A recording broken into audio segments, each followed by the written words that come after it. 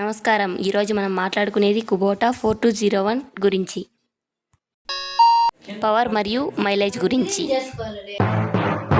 ఇందులో వస్తుంది 42 HP 4 సిలిండర్లు. ఇందులో బ్యాలెన్స్డ్ సాఫ్ట్ టెక్నాలజీ, దీనివల్ల లాంగ్ లైఫ్ స్మూత్గా ఉంటుంది.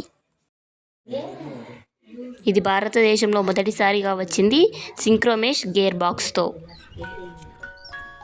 దీనికి గేర్లు మార్చుకోవడానికి సులువుగా ఉంటుంది. ఇది జపాన్ టెక్నాలజీ, కంఫర్ట్, క్వాలిటీతో ఉంటుంది. ఇందులో 540 మరియు 750 PTO స్పీడ్ ఉంటుంది.